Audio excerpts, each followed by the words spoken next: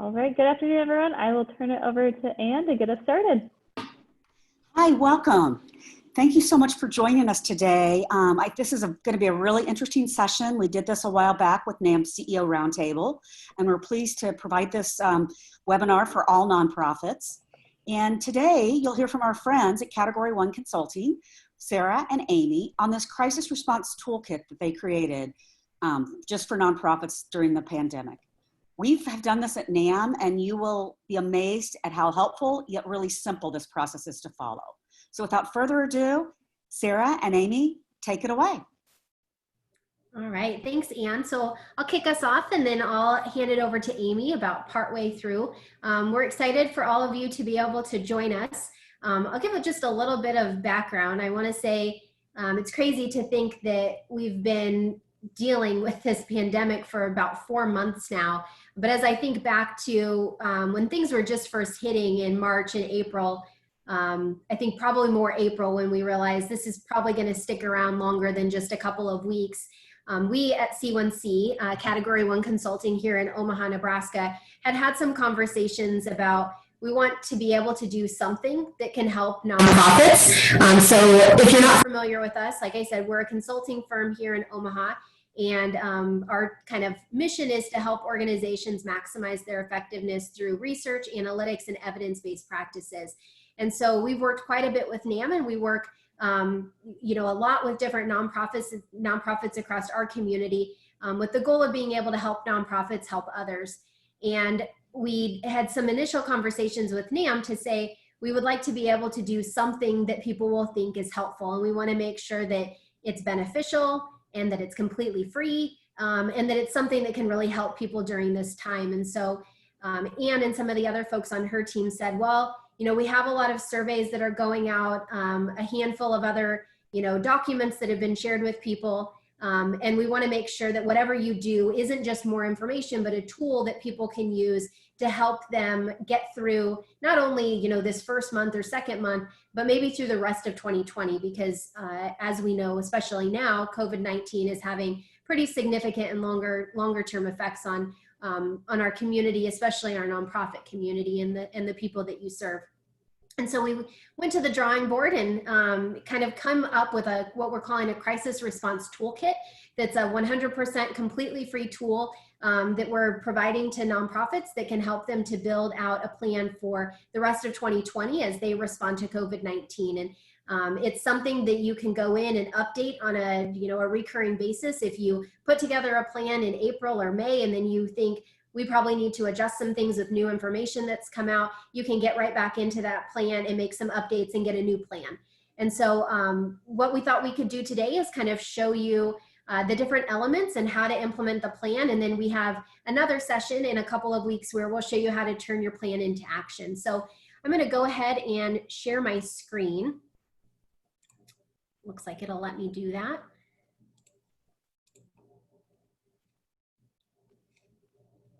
All right. I can see. Okay. So hopefully everybody's able to see this. So you'll notice up here, if you just type in category1consulting.com/crisis response, you'll be taken to a page that looks just like this.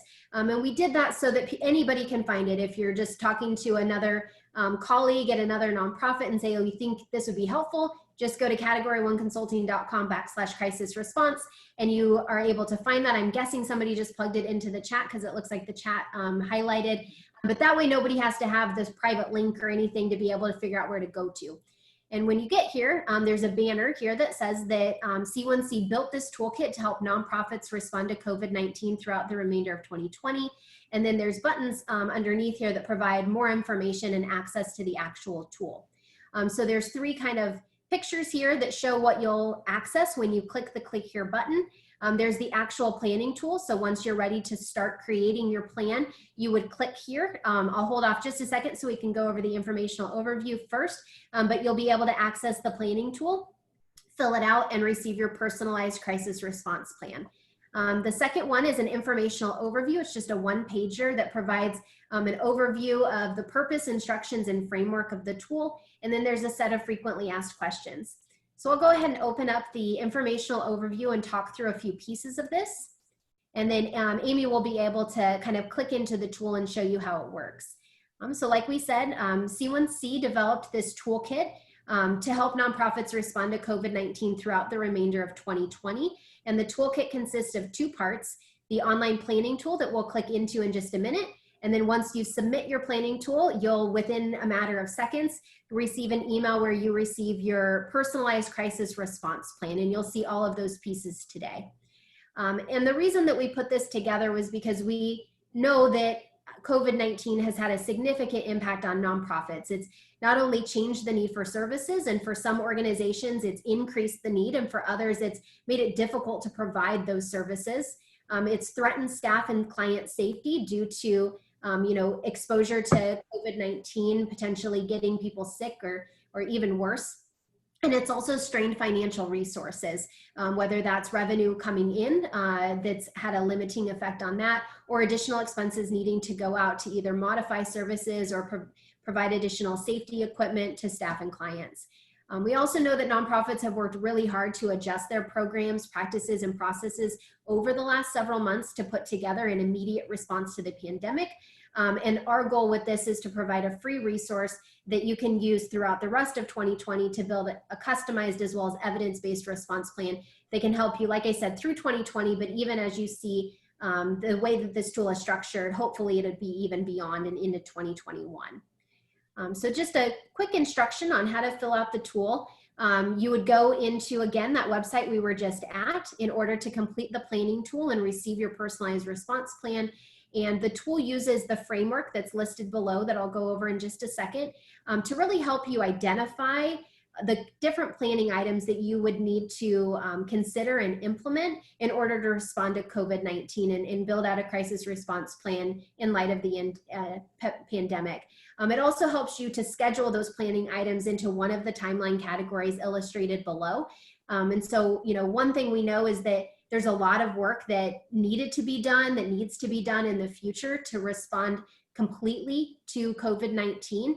And it can feel somewhat overwhelming. We know we've talked to some nonprofits who say, it feels like our strategic plan is no longer relevant. Like all of the things that we planned on doing doesn't feel like we can do that anymore. But we also know that we need to be getting safety gear in place for staff and clients, and we need to be changing some of our programs and even sunsetting a few or doing new programs for new fundraising or something like that. And so what we hope this tool can help you do is identify all the things you need to do to respond to COVID-19, but at the same time figure out what's most important and what needs to happen when, so that things don't feel so overwhelming and feel like you have to do everything immediately. And one thing you might notice here is, we know that May and June are over.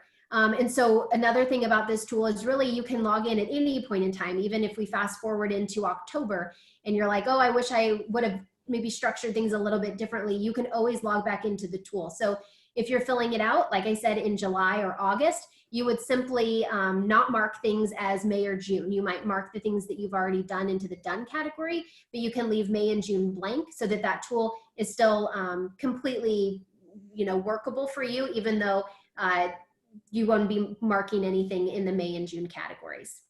And then, like I said, the tool, as you'll see in the planning tool, is built around a 6-component framework. These are the 6 components illustrated here. And it begins with this immediate focus on safety and security and ends with a long-term vision for strategy and planning. So I won't read all of these to you, but these are included throughout the planning tool so that you can see as you work your way through all of these. But it focuses on, like I said, staff safety and security, financial resources, programs and services, leader support and communication, team success, and strategy and planning. So really all of the different things that you might need to consider in order to put together a comprehensive response to the pandemic. All right, and with that, I think I'll stop sharing my screen and Amy can start sharing hers, and she's gonna click into the planning tool. Does that work? Yep, that works. Okay.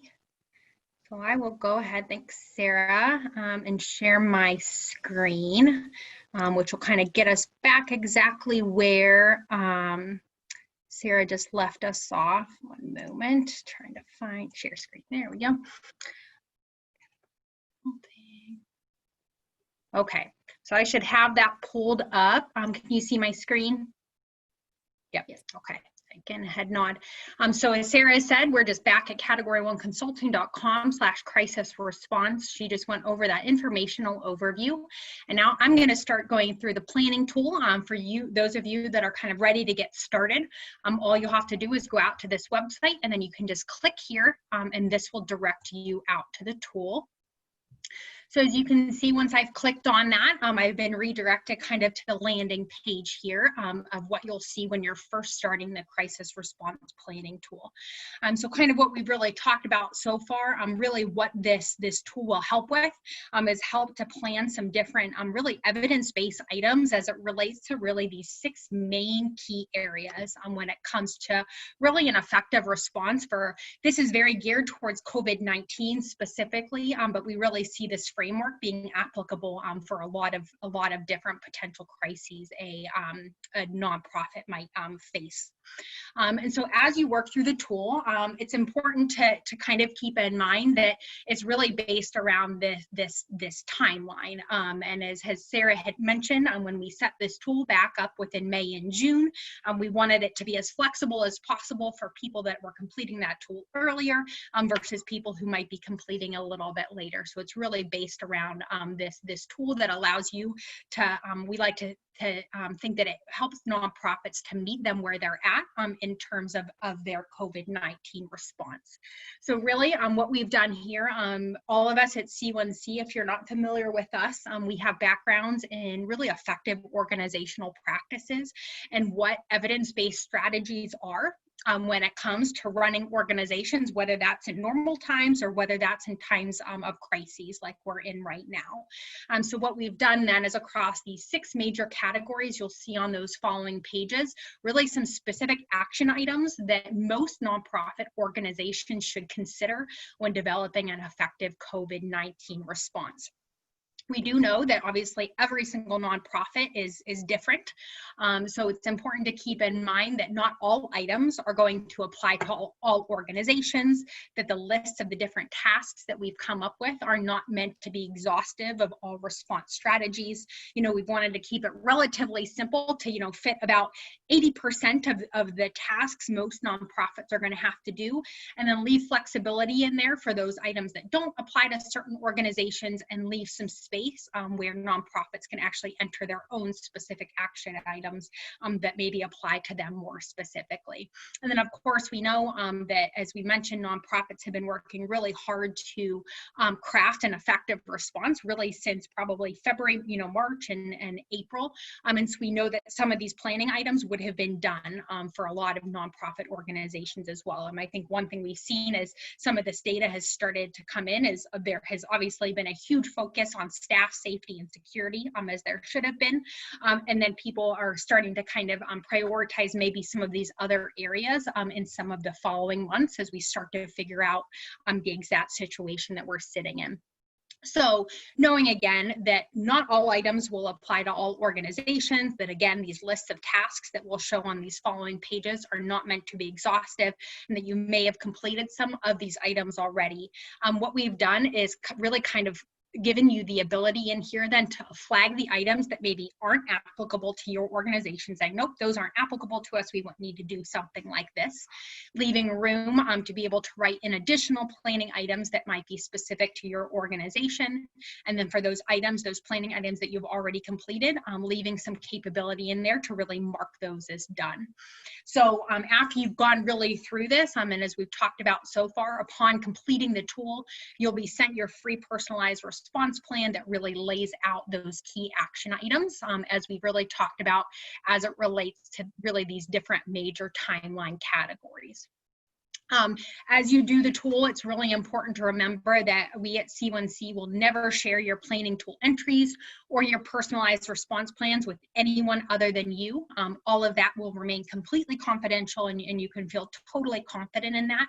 And you'll see here on this next page, we'll ask for an email address for you that would allow us to then provide that plan directly to the email address, and that is the only place your own plan will go. We would never share it with anybody anybody else at a detailed level.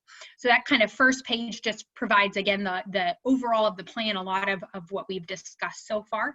And then we can click on next to really get into the meat of things. So you'll see here, as we said, some information we want to collect off the bat. First, your organizational name, as well as the preferred email address. The organizational name, really, we'll use this for filling in the plan when it's done. So you'll see at the end, ultimately you would receive a plan with your organization's name in it. By entering that in here, that helps to really fill that field in. And then we have the preferred email address here as well too. And this is where that personalized response plan will be sent to. Again, we will never sell your email address or show your plan to anybody else. This is really just to make sure that we are able to provide you with a truly customized plan. So once that gets filled in, we'll click next, and it'll take us then to really the first page of the planning document or the planning tool. And you'll see here we've got this along the top of each page, the graphic that shows kind of progress as you move throughout the tool. So as we indicated, we'll be starting here first with some planning items as it relates to staff safety and security.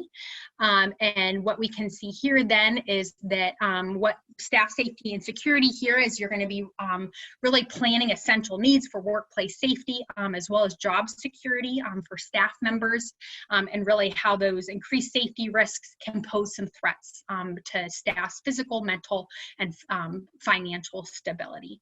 So you'll see this kind of follows a similar pattern for both this first kind of component or category as well as each of the others. So you'll see here we've got 10 planning items related to staff safety and security are listed below. And we've used kind of I guess a Kanban board sort of format to make this easy to plan for when each of these items will be completed.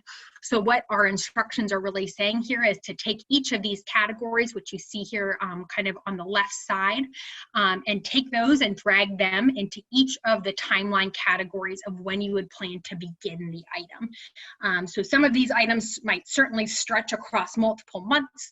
And what we've done to keep things, again, here relatively simple is to really plan the time or the time frame when you plan to begin that item.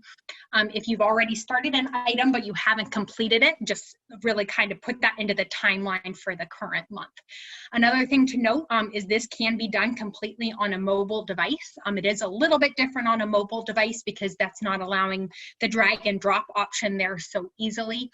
So you can really start by selecting. You'll see if you were to do this on your phone, you would just select the timeline category from a list rather than dragging it into one of these. We do kind of recommend doing it on a PC or on a computer if you can. It just makes it a little bit easier than what is needed for the mobile format of things.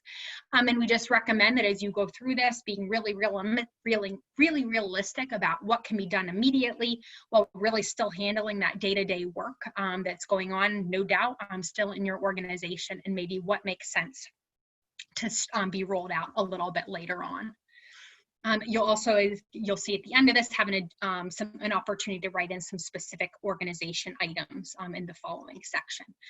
So again, here down to the left, you'll see we've got 10 different really planning items as they relate to staff safety and security. So I won't read through every single one of these, but really just to give you an idea, we've got a lot of organizational expertise, but also did a ton of research into this about crafting an effective crisis response, and really made sure that we had what felt like a really a big chunk of the evidence-based strategies that most nonprofits should be considering.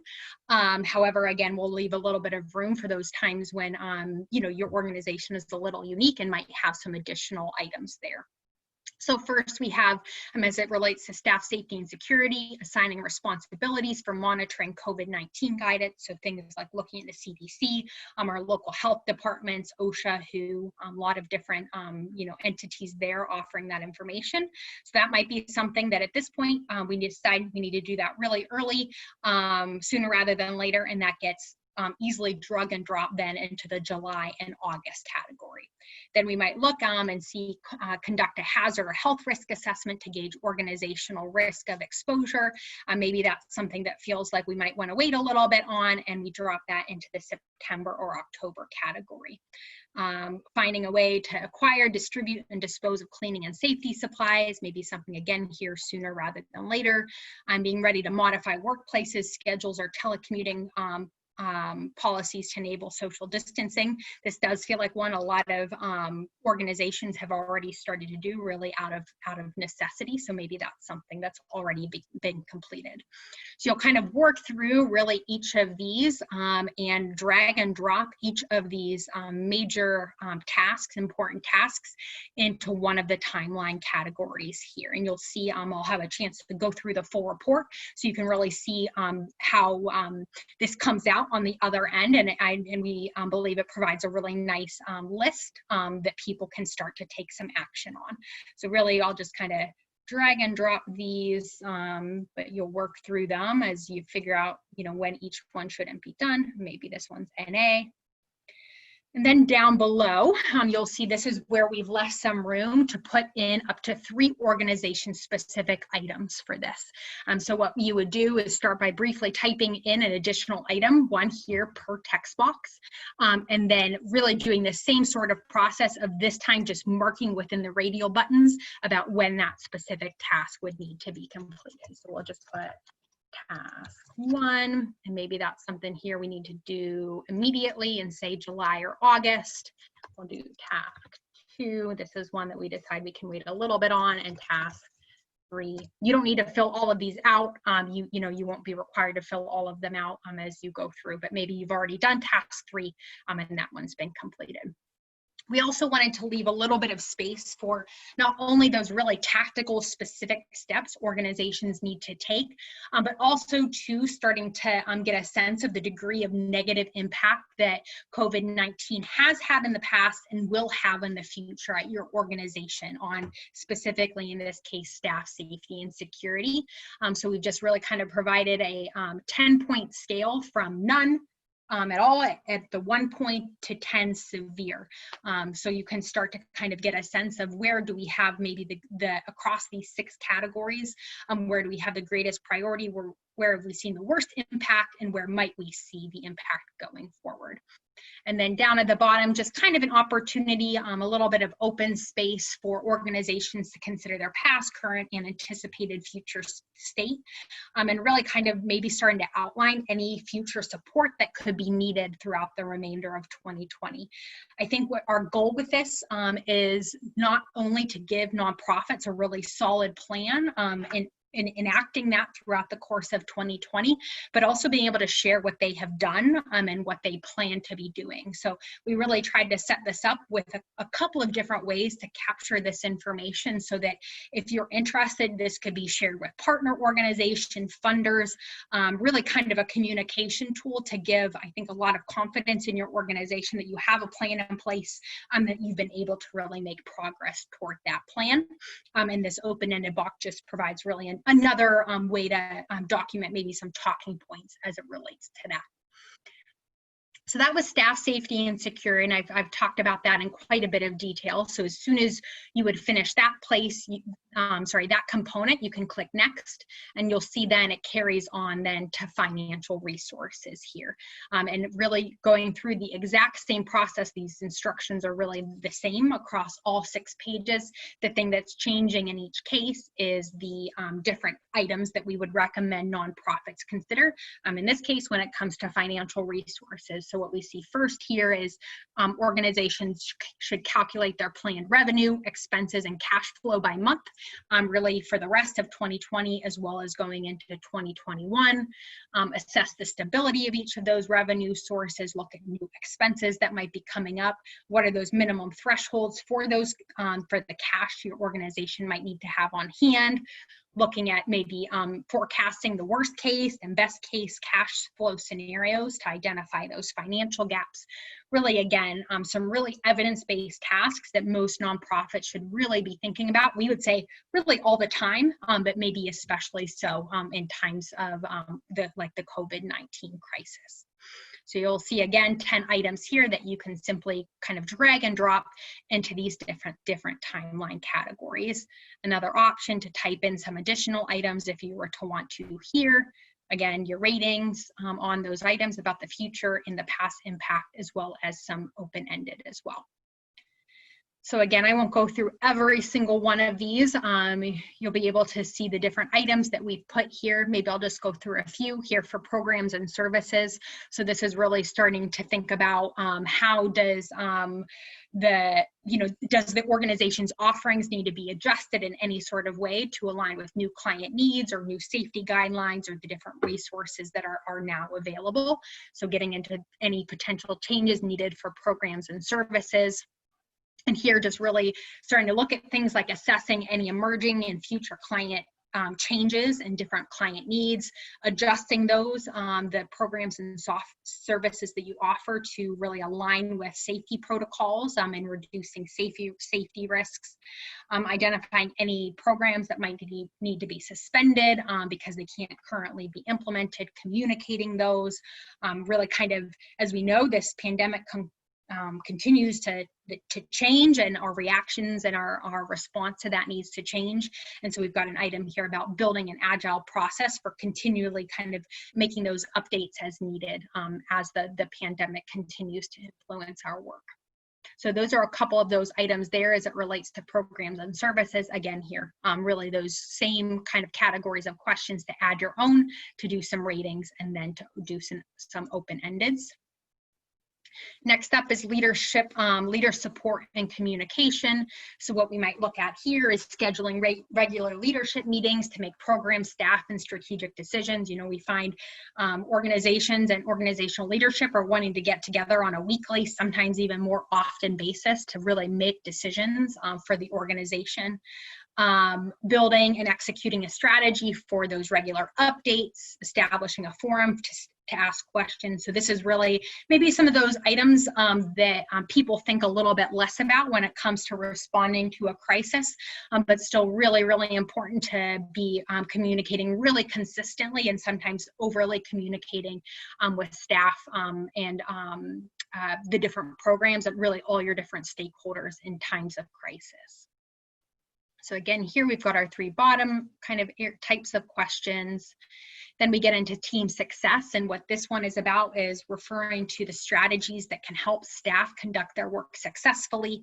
So this, you'll see this includes really some support areas such as giving tools, technology, or social support, and how these kind of are going to take some new evolving forms in an impacted working environment by COVID-19. So we've got some steps here for identifying any needs and fulfilling those as it relates to new equipment or technology that might be needed. Any thoughts as it goes, as it relates to cybersecurity protocols for that technology, any hiring practices that might need to be updated to reflect any new needs, and updating and adjusting the process for onboarding and training. So again, things here that as it relates to helping staff and the team be as successful as possible during this time.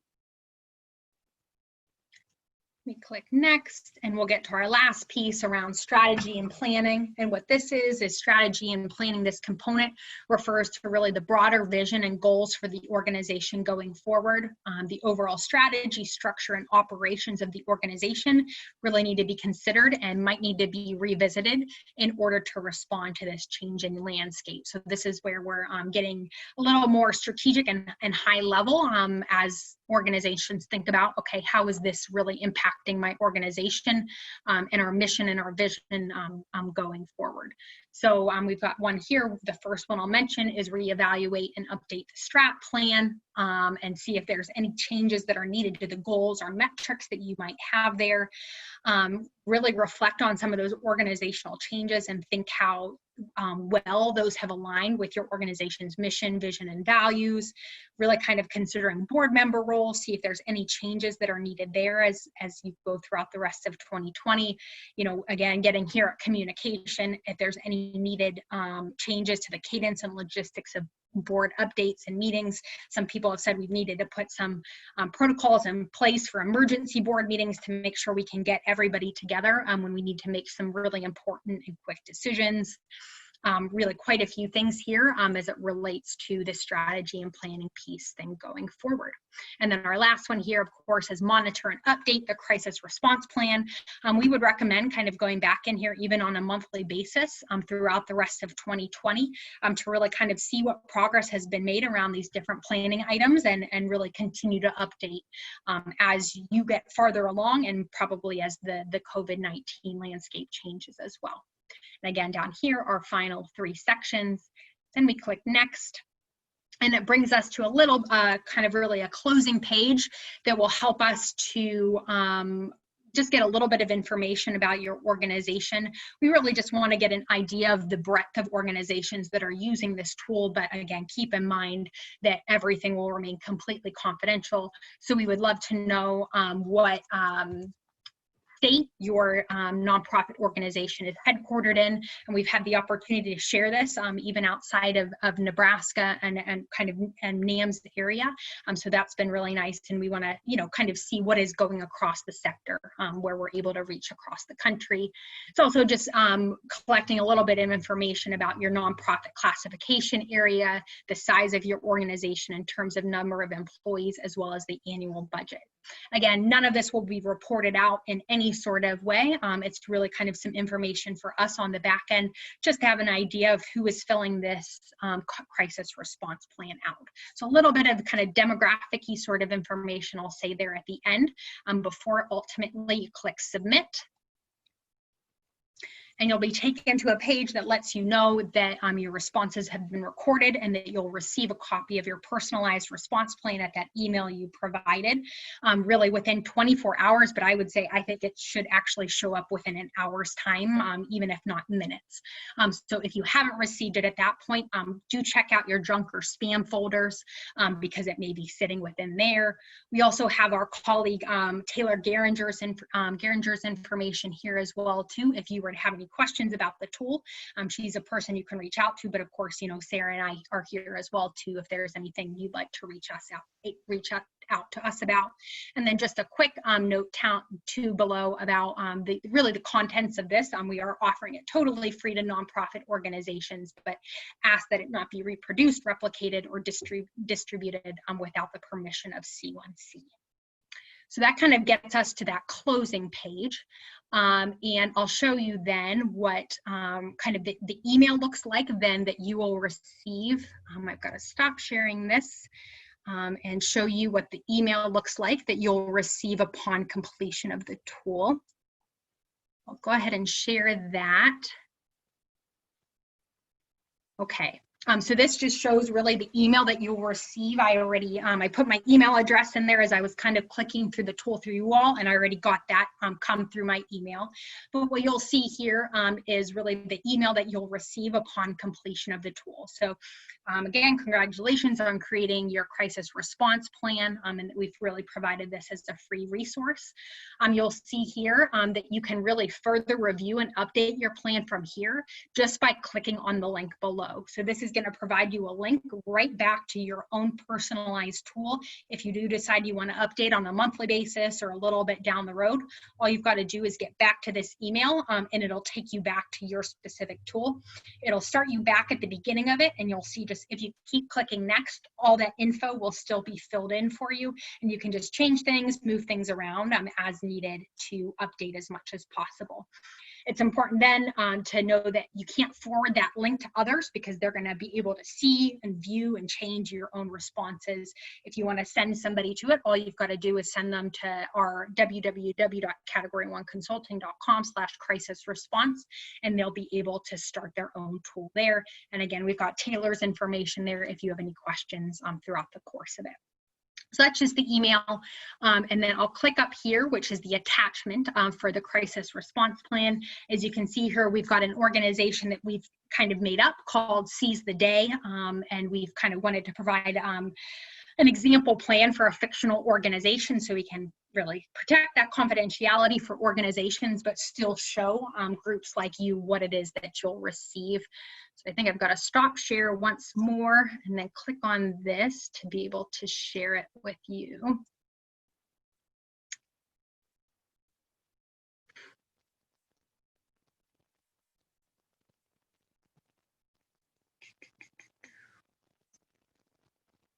Mhm. Sorry, I'm having trouble finding it.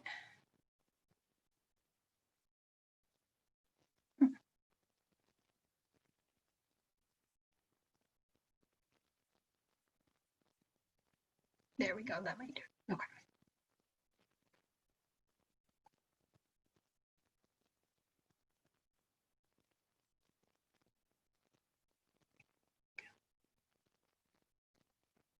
Okay, so hopefully, can you all see that now?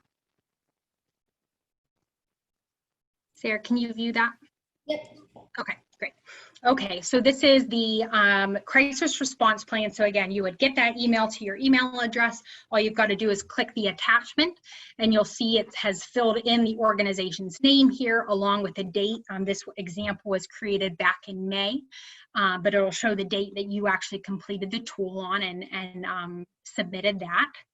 So then it takes you into really kind of the overviews and details of the plan, and really kind of gives, again, all that background information that we've already talked quite a bit about, the timeline that's being used, why C1C created this tool, really how it's going to work in terms of putting some different planning items into a done category, a month category, or a not applicable category. It provides the framework as well too of our 6 major components, as well as some different recommendations of really how we recommend you use these different planning items and turn them into action. And this is something that we'll have an opportunity to talk more about in our second session around the Crisis Response Toolkit. But really here we recommend that organizations kind of follow these steps of sharing that plan with internal and external stakeholders, gathering information on how to really execute those planning items that are going to be effective for your organization. Lots of different places you can kind of gather that information from.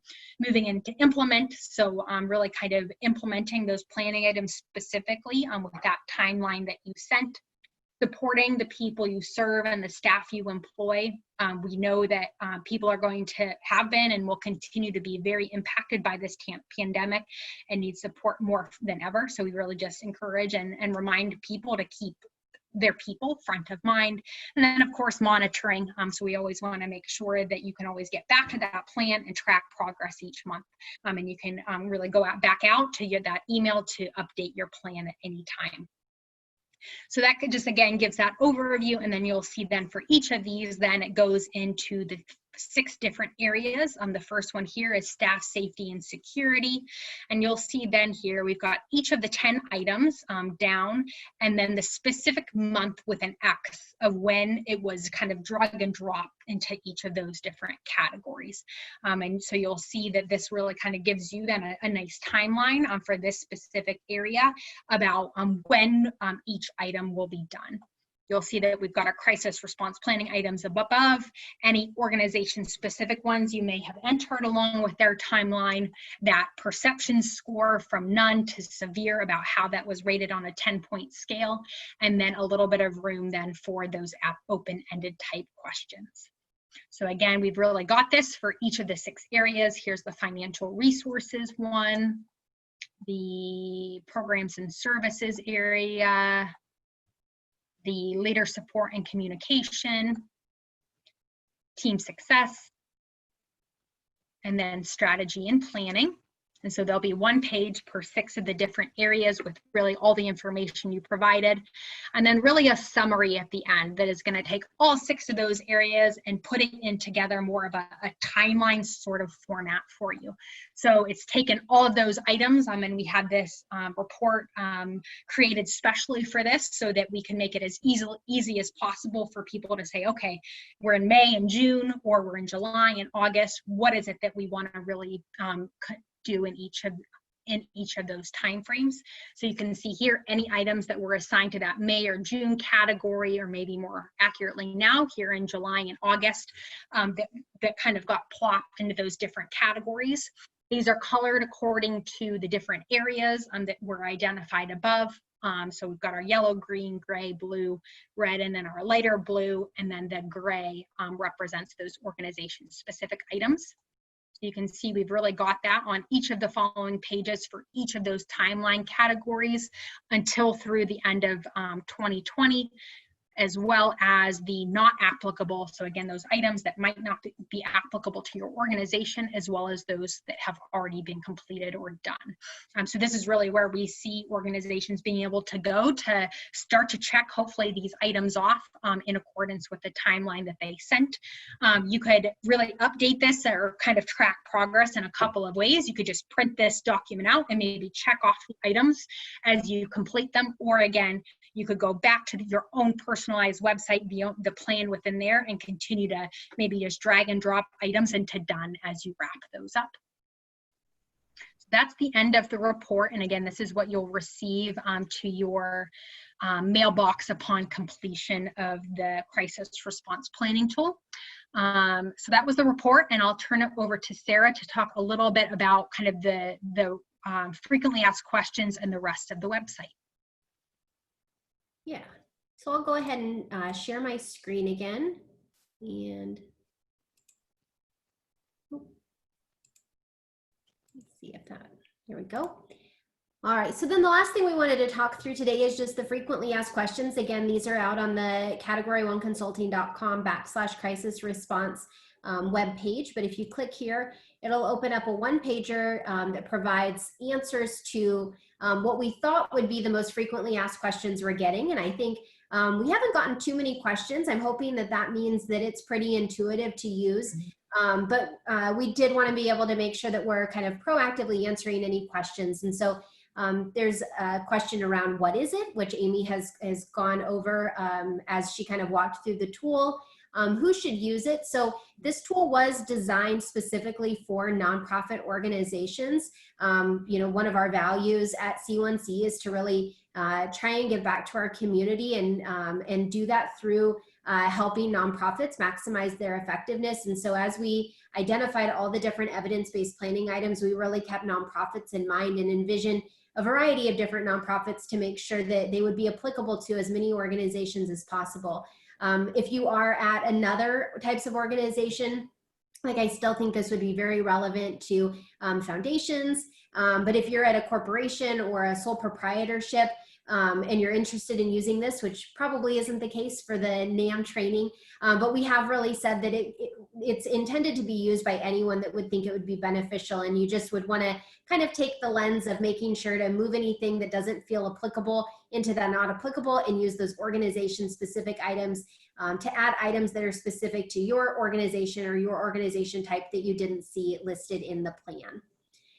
How do you complete it? We kind of went over that today. How long will it take?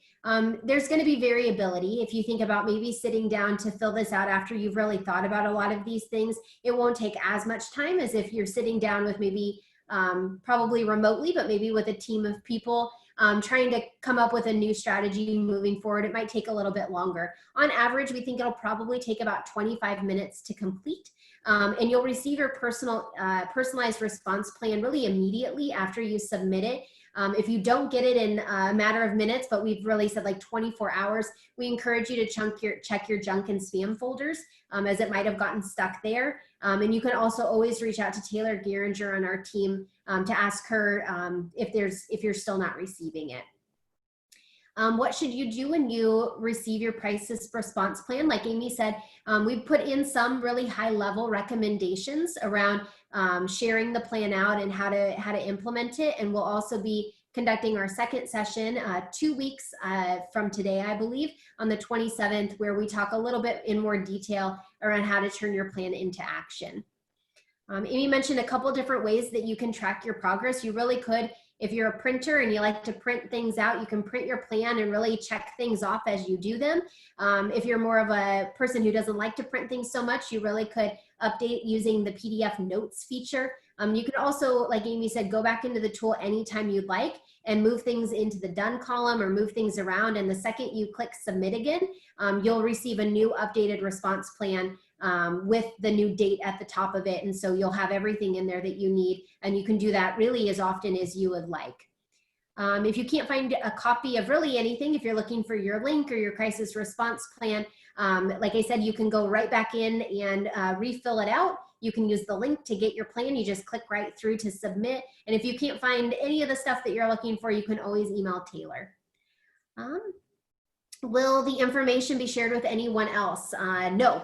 Like Amy has said a bunch of times, C1C will never share your planning tool entries. We'll never take your plan and give it to anybody else. The only reason you're entering that information, like your organization name, is so it can be loaded into the plan, and your email address is so that you can get your personalized link and plan. We will never be sharing any of that information with anyone. We have been asked to put together like a sector-wide report that contains trends for especially Nebraska, if we have enough data. And I think at this point we do. So we do plan on building out a sector-wide report. I think we have enough data for Nebraska. We thought once we have maybe 50 different nonprofits that have participated, again, there's lots of nonprofits, so 50 is not exactly representative, but we thought that that's probably enough data where we could put a sector-wide report together and share it out. Again, we won't be listing who participated, and we won't be having any identifiable information in there whatsoever. It will just be showing aggregated data, so probably the percentage of organizations that worked on each step, in different months, as well as some themes around the organization-specific items, and some means and maybe standard deviations to show those impact ratings. And so, like I said, we won't be sharing any open-ended verbatim comments that you add in, listing any organizations that participated, or sharing any identifiable information. And one other thing here, I think we've been asked by people like, are there any, what's the holdup? Are you really doing this for free? Or eventually am I, going to be asked for information? Or are you going to bother me later and try to sell me something?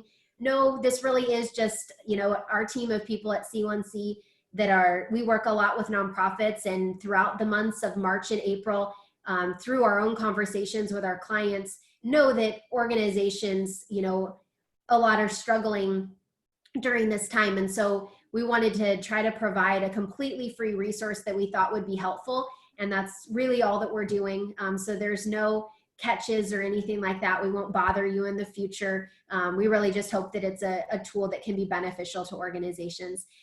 We did copyright it just to make sure that nobody takes it and modifies it, and so that it can stay intact. It is based on evidence-based practices.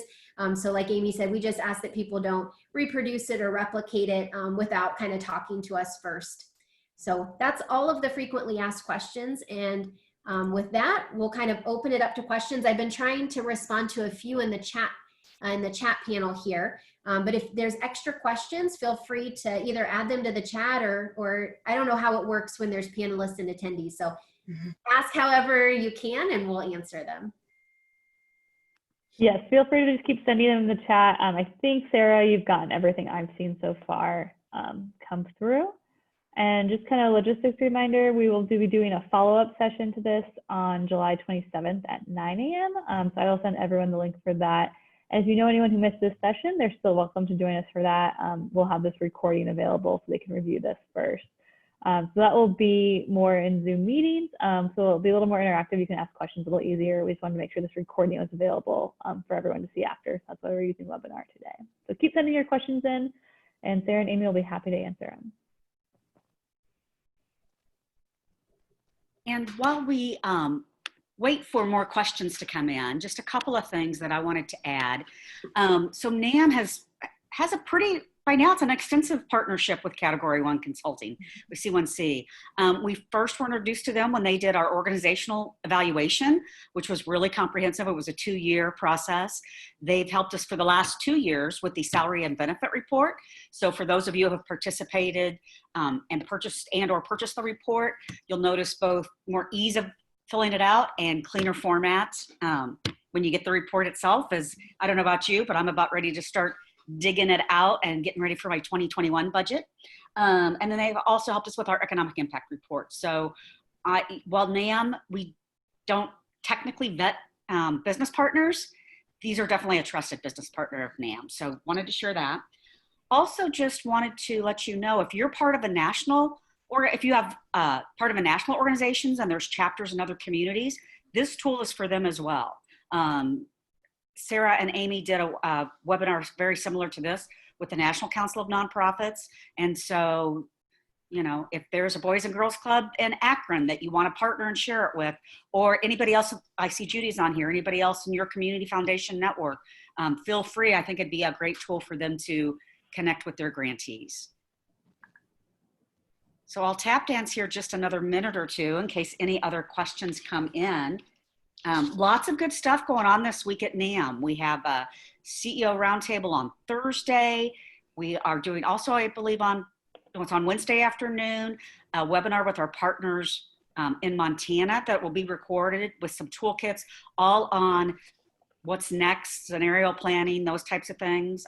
I think everybody should be doing scenario planning right now.